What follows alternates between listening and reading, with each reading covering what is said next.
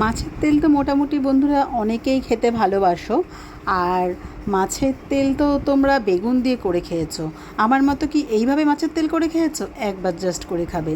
মাছের তেলটাকে খুব ছোট ছোট করে এরকম করে কেটে নিতে হবে প্রথমে, আর তারপরে ভালো করে কিন্তু ধুতে হবে। আর দেখেছো মাছের তেলের মধ্যে কিন্তু এরকম মেটেও রয়েছে, খেতে কিন্তু অসাধারণ বন্ধুরা। আমি যে রেসিপিটা করব, ভালো করে মাছের তেলগুলোকে ধুয়ে জল ঝরিয়ে আমি ওটাকে নুন হলুদ মাখিয়ে রাখলাম। এবার কড়াইতে ওই 1 চামচ মতো তেল দিয়ে মাছের তেলগুলো দিয়ে দিলাম, কারণ মাছের তেল দিয়ে তো অলরেডি অনেক তেল বেরোবে, তার জন্য কিন্তু মাছের তেল ভাজার সময় একদমই বেশি তেল লাগে না। দেখতেই পাচ্ছ দেওয়ার সাথে সাথে এরকম গবগবিয়ে তেল বেরিয়ে যাচ্ছে।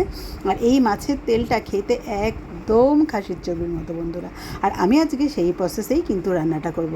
মাছের তেলগুলো দেখো ভেজে এভাবে তুলে রেখেছি, আর তারপরে ওই তেলের মধ্যে 1 বাটি আলু দিয়ে দিয়েছি ডুমডুম করে। আলুটা দিয়ে আলুর মধ্যে নুন আর একটু হলুদ দিয়ে দিয়েছি, দিয়ে আলুটাকে কিন্তু ভেজে নিয়েছি। বেশ পুরো 80-90% মতনই কিন্তু আলুটাকে আমি ভেজে নেব নুন হলুদ দিয়ে।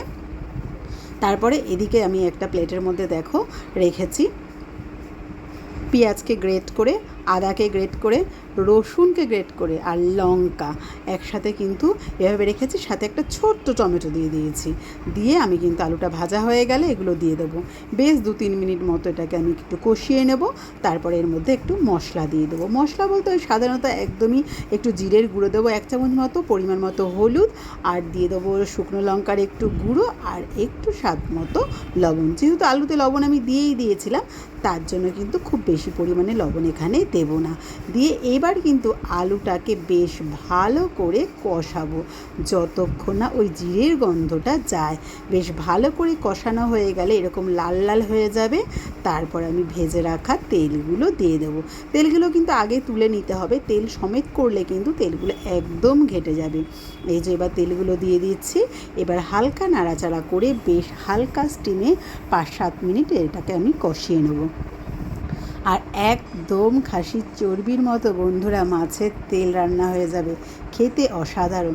যারা আমার মতো তেল প্রিয়, আমি আর আমার মেয়ে দুষ্টু খুব ভালো খাই এই মাছের তেল। সেই জন্যই তোমাদের দাদাভাই আনে, দাদাভাই একদমই খায় না, দাদাভাইয়ের খাওয়া বারণও। খুব জোর করলে একটুখানি ওখান থেকে 2 টুকরো আলু হয়তো তোমাদের দাদাভাই খাবে।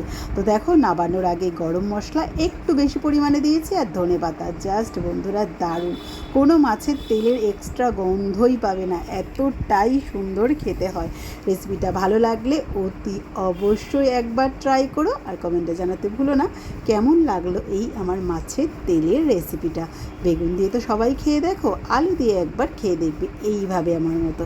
চলো বন্ধুরা টাটা, তোমাদের সাথে দেখা হবে আবার অন্য নতুন ভিডিওতে।